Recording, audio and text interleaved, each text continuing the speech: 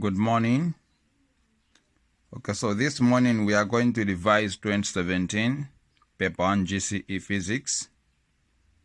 The first question goes as follows.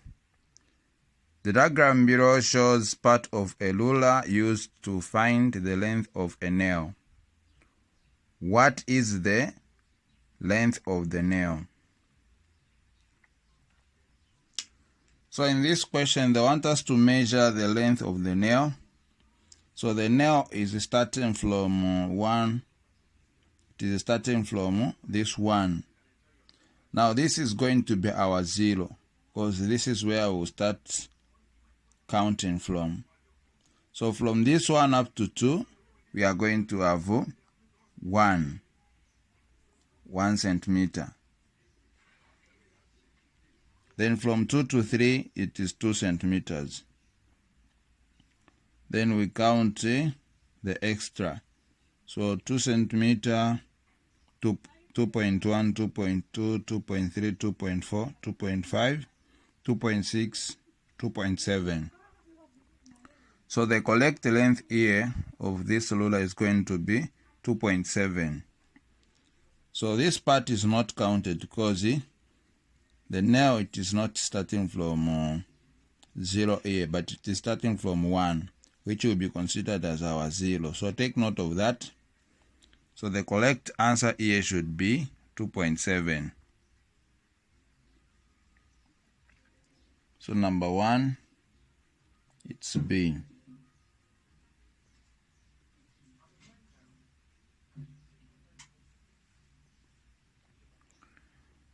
Okay, so from there we go to question 2. So question 2 reads as follows. The diagram below shows a block of wood of density 0.6 gram per cubic centimeter. What is the mass of the block?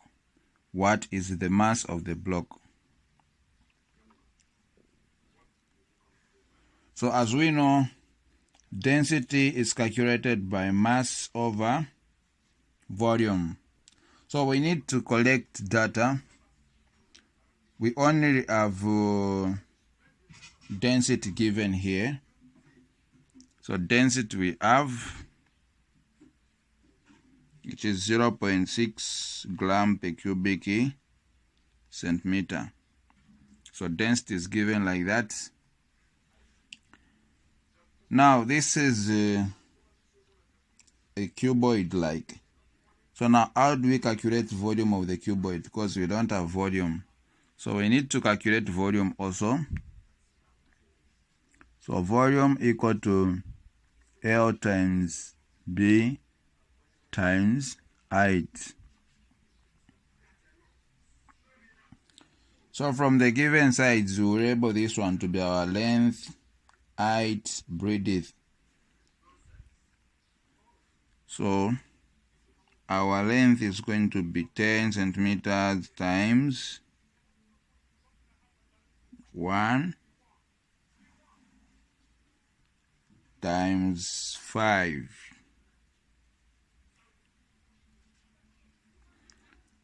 So 10 times 5, which is equal to 50, times 1 centimeter, which is equal to 50 cubic centimeters. So volume equal to 50 cubic centimeters. So now we can calculate mass since we have everything.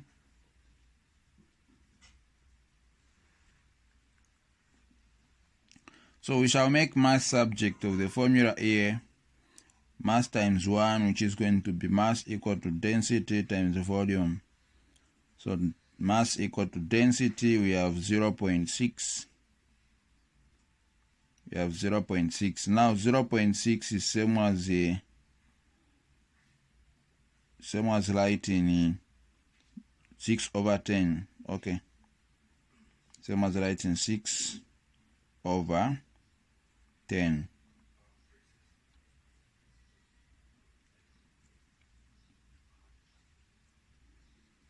Times volume, which is 50. So 0, 0 will cancel. So 5 times 6, which is equal to 30 grams. Take note, 0.6 can be written as 6 over 10. As 6 over 10. So this is our mass, which is option A.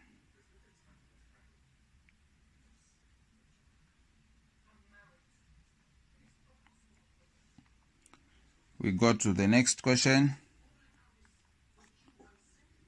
The diagram below shows a graph of how a distance covered by a woman varies with the time as she takes a walk from her home to the market.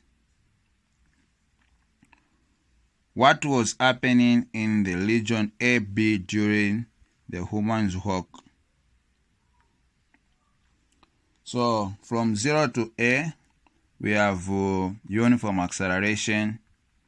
Then from A to B, we have constant velocity or constant speed. Then from B to C, we have uniform acceleration. So the correct answer here should be A. Walked with the constant speed. Constant speed. So question 3, it's A.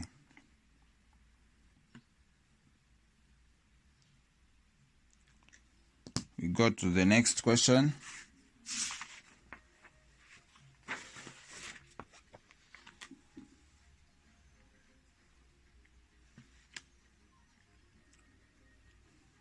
A parachutist of mass 60 kg falls with constant velocity of 5 meters per second together with a parachute of mass 20 kg. Take G to be 10 Newton per kg. What is the resultant force on the system?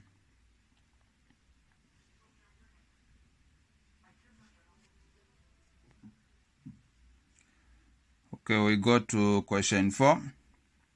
A parachutist of mass 60 kg falls with constant velocity of 5 meters per second together with the parachute of mass 20 kg. So we are going to collect data.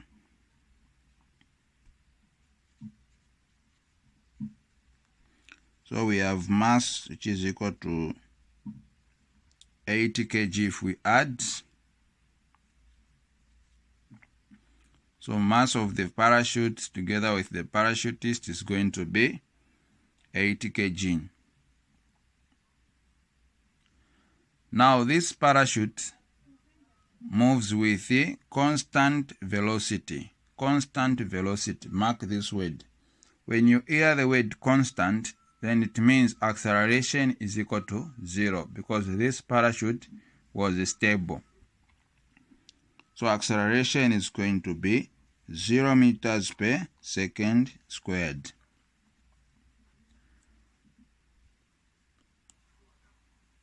Take G to be 10 Newton per kg. What is the resultant force on the system? Resultant force. So resultant force or net force, this is the force that makes an object to accelerate. So when you are asked to find the resultant force, you should take into consideration acceleration and the mass. Now this parachute was moving with a constant velocity, so there was no acceleration. So if we apply second Newton's law of motion,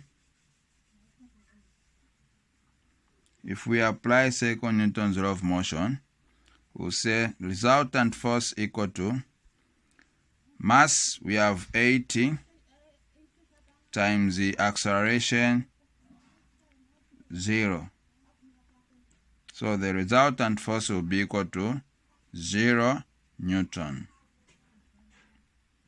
0 Newton, which is the option A.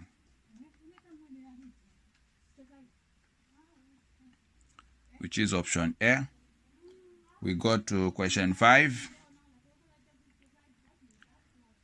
The diagram below shows a frictionless pulley used to lift an 8,000 block of concrete.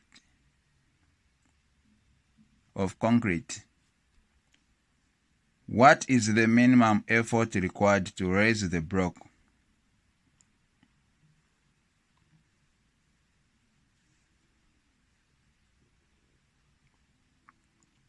So they want us to calculate effort, and we know that effort is related to mechanical advantage, which is equal to load over effort. So we need to identify these three things. Load we have, which is 8,000 newtons. We have, but we don't have effort. We don't have also mechanical advantage.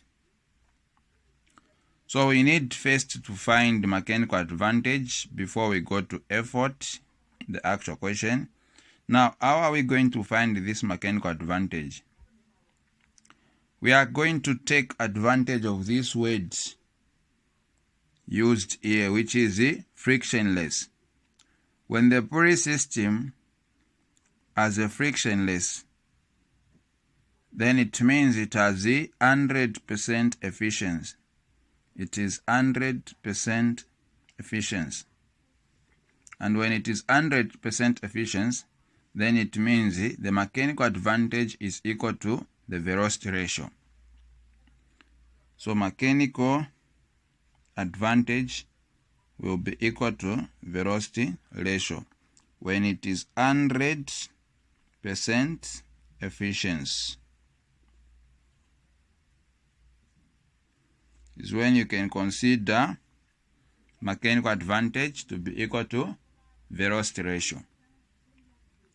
So now on the pulley system, when you're asked to calculate or to find the velocity ratio, it is just the matter of counting the connected loops. So we are going to count 1, 2, 3, 4. So the velocity ratio is equal to 4. Or if you want, you can count the number of rings, the number of circles, 1, 2, 3, 4. So the mechanical advantage here is going to be 4. Therefore, MA will be equal to 4. So now, upon having the mechanical advantage, we can now answer the question, because where there is MA, we are going to replace 4 equal to load, we have 8,000 over effort. We cross multiply. So now effort times 4, which is equal to 4 effort equal to 8,000 newtons. So now at this stage, we have to divide both sides by 4, so that our efforts be equal to 4 into 8,000, which is equal to 2,000 newtons, which is option B there. Okay, so for today, we are going to end here. This is Mr. Mrenga E. Thank you for watching, and don't forget to subscribe to my YouTube channel for more videos. So we are going to finish this paper. So for corrections, clarifications, you are free to comment on my video. Thank you.